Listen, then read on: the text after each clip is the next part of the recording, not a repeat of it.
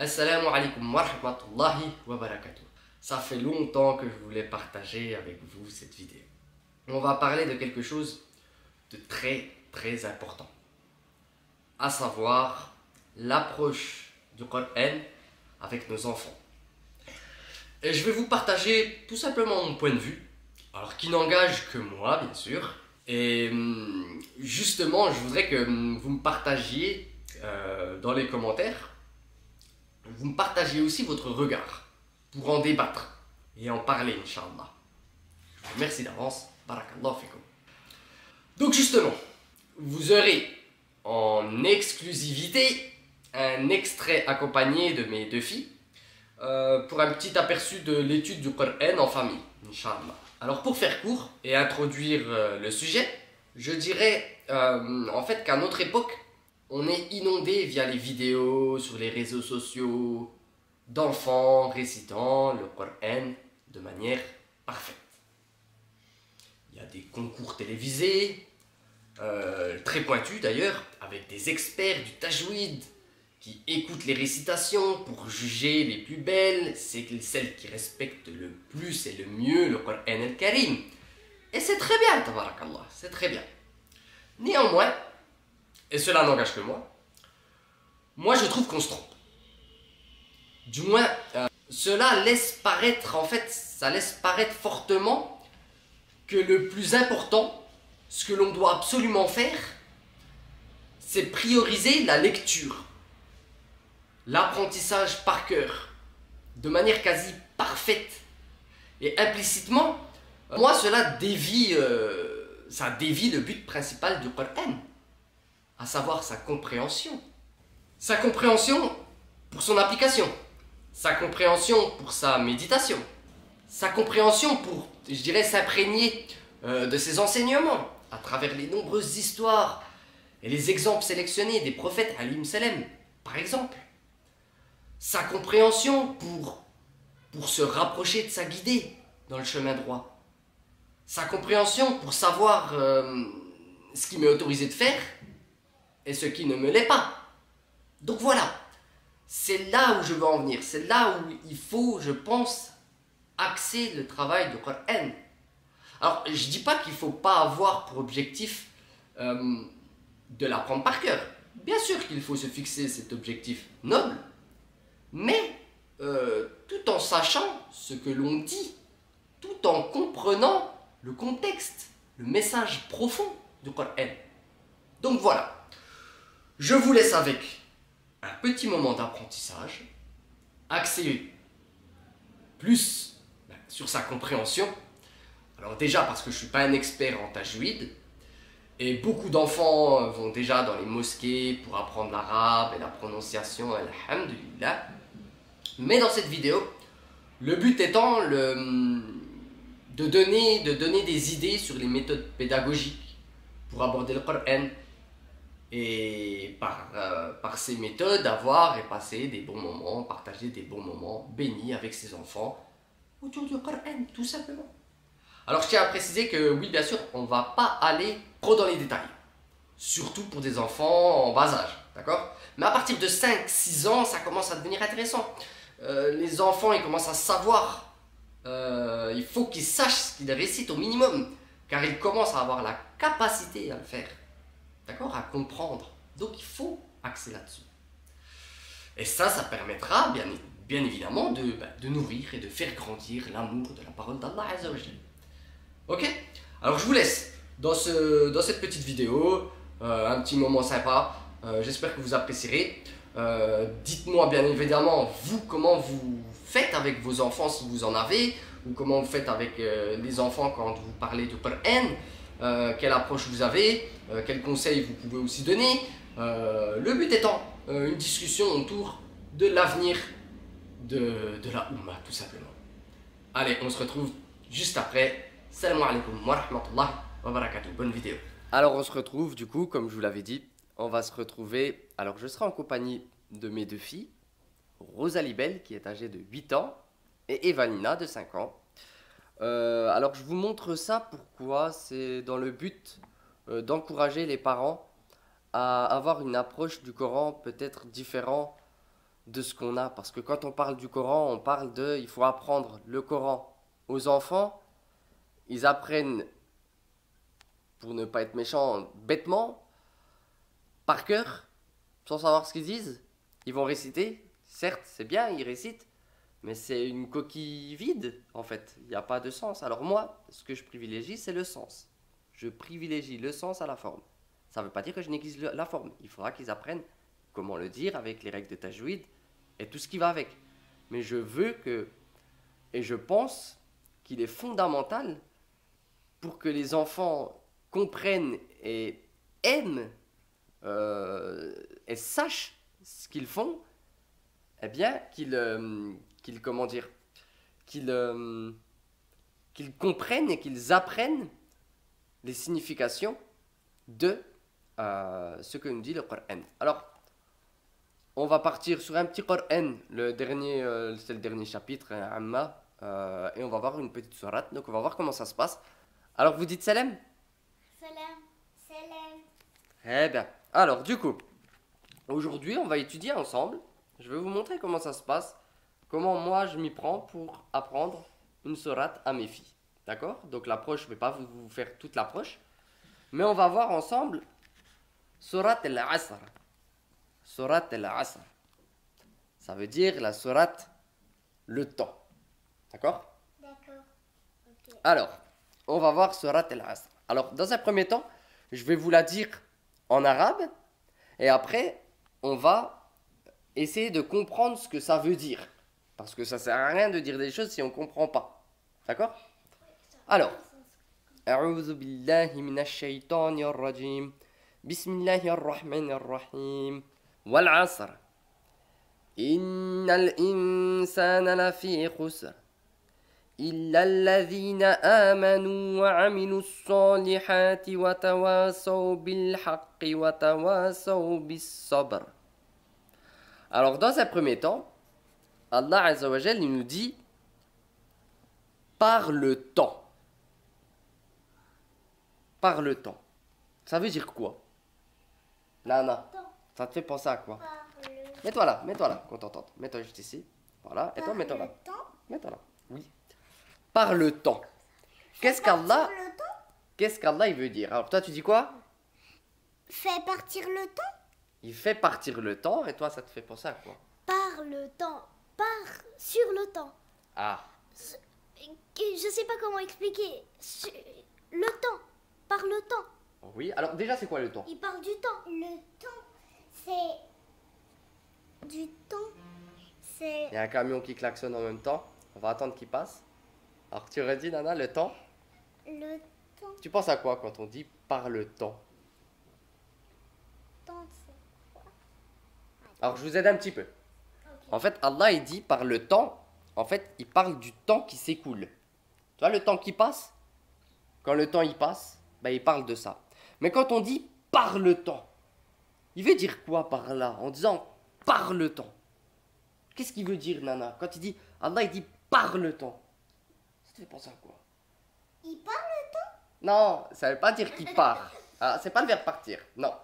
C'est une autre formule. C'est en fait, il jure par le temps. Comme quand tu dis par Allah, j'ai pas fait cette bêtise. Eh ben là, il dit par le temps. Il jure par le temps qui s'écoule. D'accord? Tu comprends maintenant? D'accord. T'as compris? Ouais. Ouais? Alors, par le temps, l'homme est certes en perdition. L'être humain est certes en perdition. Alors, qu'est-ce que vous comprenez là-dedans? Toi, qu'est-ce que tu comprends? Je comprends pas. Tu comprends pas. Toi, tu comprends? Quoi? Est-ce que tu as compris quelque chose? Si je te dis, l'être humain est certes en perdition, qu'est-ce que ça veut dire? Alors, qu'est-ce que tu comprends comme mot? Dites-moi les mots qu'il y a dedans. L'être humain est certes en perdition. C'est quoi l'être humain? L'être humain. C'est qui l'être humain? Un humain. Oui, c'est qui? Un humain qu'on connaît pas. Un humain, c'est quoi un humain? Comment tu définis un humain, toi? Un humain, c'est une créature beige, brune, noire, avec des cheveux, des yeux, D'accord. parfois une moustache, une barbe féminin, D'accord, masculin. d'accord. Alors, comment? Alors, redis voir à la fin? Féminin, masculin. Voilà, c'est ça l'être humain. Il peut être aussi, il peut avoir quel âge aussi l'être humain? Il peut être comment? Jeune, Vieux. vieux, Ado.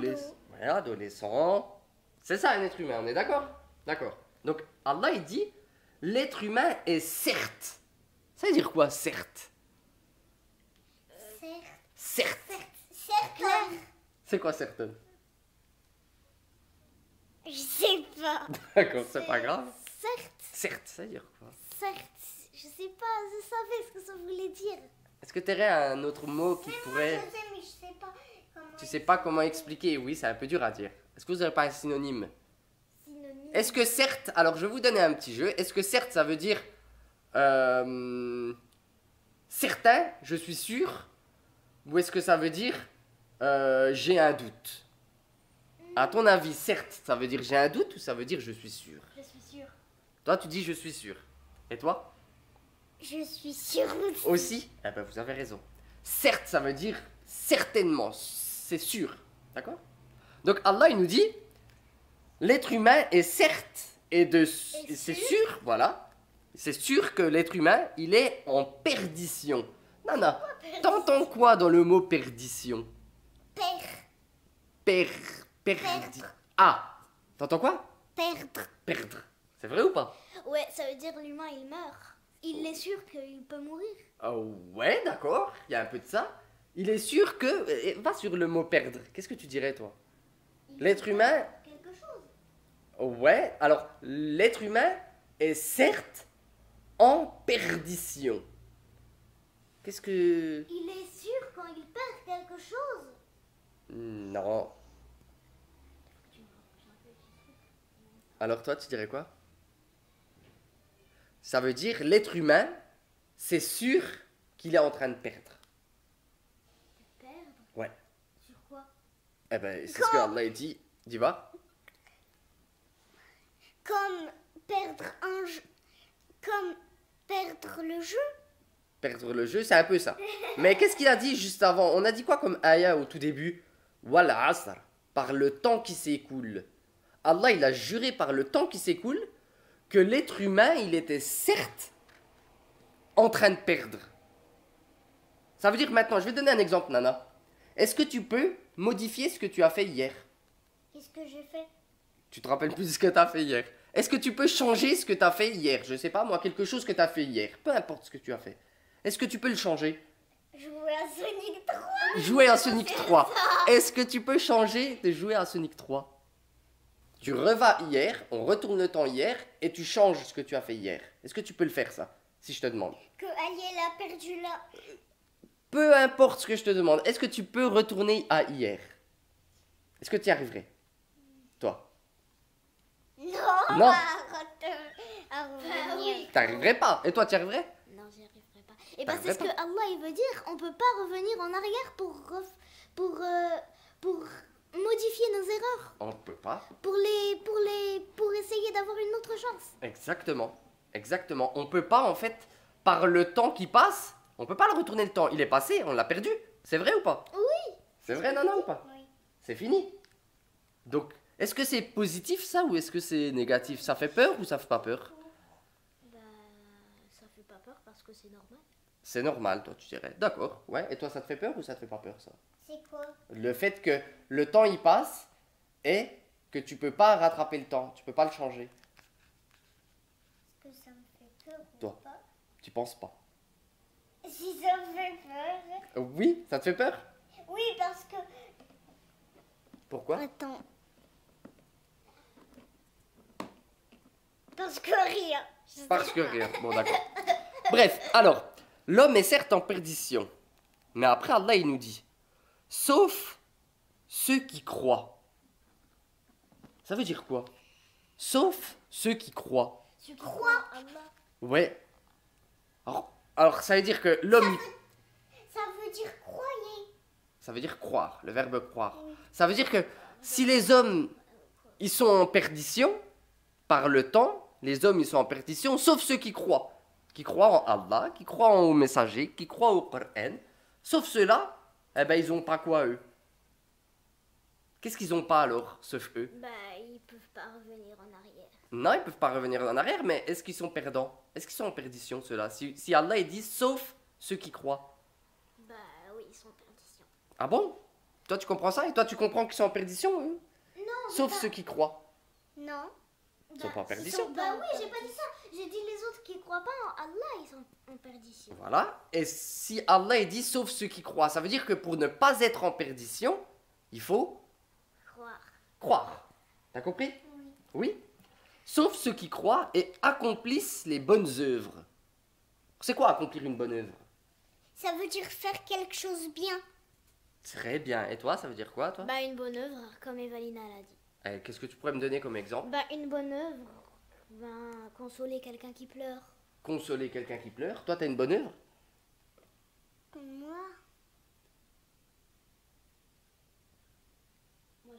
Pas jouer à la PlayStation. Jouer à la PlayStation, c'est une bonne œuvre.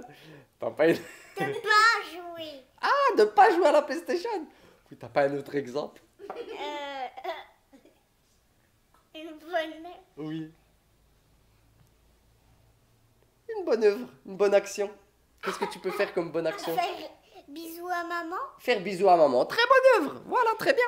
Donc, Aider sauf... un pauvre. Alors, aider un pauvre, voilà. Donc, ceux qui croient et accomplissent les bonnes œuvres s'enjoignent mutuellement à la vérité. S'enjoigner, ça veut dire s'ordonner, s'imposer. Donc, il faut, entre nous, qu'on se dise la vérité. D'accord? D'accord. Et qu'on se dise, qu'on s'enjoigne l'endurance. D'accord? C'est quoi l'endurance? L'endurance, Oui. je sais pas. Tu sais pas. Toi, tu sais? C'est la vérité. La vérité. Non, l'endurance, c'est pas la vérité. Non, je sais pas. Tu sais pas? Non, je sais pas. Est-ce que tu sais c'est quoi la patience? La patience, c'est attendre. Alors l'endurance, c'est pareil. Oui, alors ça fait penser à ça, mais l'endurance, c'est rester longtemps. C'est comment dire? C'est résister à quelque chose longtemps. Tu endures, tu supportes, supporter. D'accord? Donc ceux qui s'ordonnent la vérité entre eux et qui s'ordonnent l'endurance, eh ben c'est ceux-là aussi qui ne seront pas en perdition. D'accord? Alors vous avez compris cette soirée? Vous avez compris ce qu'il nous dit Allah? Ouais. Voilà, vous avez eu un petit aperçu de comment je parle et comment on aborde le Coran ensemble. C'est tout ce qu'on a dit. Oui. C'est tout ce qu'on a dit. Alors, je vous recommande aussi de prendre ce genre de format, de petit Coran. Il est rose, peu importe, mais c'est pour une fille, donc elle a préféré prendre celui-là, mais c'est son livre, elle l'aime. Donc c'est très important aussi de, comment dire, de ne pas négliger ce genre de choses. On aime voir un livre beau, d'autant plus que c'est le Coran, et les enfants aussi, c'est attractif, ça fait plaisir. C'est bien d'avoir ce genre de livre comme ça, mais pas pour décorer, pour avoir, comment dire, l'envie de l'ouvrir et de le lire, c'est ça? Ça te donne envie quand il est rose, non? Oui, tu te dis c'est le tien, t'as envie de le lire, t'as envie de l'apprendre, c'est ça? Ouais. Ça t'attire. Oui, ça m'attire. Eh ben, alhamdoulilah, ben, c'est ce qu'il faut. D'accord? Sur ce, je vous dis, prenez soin de vous. D'accord? Tu leur dis salam? Oui. Salam. Tu leur dis salam? Salam alaikum. Allez, et on se redit à une prochaine fois, Inch'Allah. Assalamu alaikum wa rahmatullahi wa barakatuh. Alors, on se retrouve maintenant à la fin de cette petite vidéo. J'espère qu'elle vous aura plu. Un petit moment sympa, mais vous voyez, on peut partager des bons moments et peut-être les meilleurs autour du Coran en essayant d'expliquer. Alors, bien évidemment, il faut en amont bien comprendre le tafsir, étudier le tafsir un minimum, avoir quelques connaissances. Mais après, c'est du travail, je dirais, surtout pour les francophones, hein, pour l'explication. Parce que moi, je suis français, donc je vais faire les explications plus en français, même si je vais rentrer dans les détails des mots en arabe. Mais là, ça va permettre aux enfants aussi d'enrichir leur vocabulaire en français, de comprendre aussi, d'avoir cette approche plus profonde du Coran, et pour qu'ils puissent savoir ce qu'ils lisent, aimer la parole d'Allah et la comprendre lorsqu'ils seront prêts à prier. Alors la grande, elle est déjà en train de commencer à prier, donc c'est ça le plus important et le but recherché. Voilà, si vous voulez d'autres vidéos dans ce genre, Faites-moi part de vos, comment dire, de vos impressions dans les commentaires. Et puis on verra pour la suite, Inch'Allah. Merci d'avoir regardé la vidéo jusqu'au bout. Je vous dis salam alaikum wa rahmatullahi wa barakatuh. Et à la prochaine vidéo, Inch'Allah. Que la paix soit sur vous. Salam.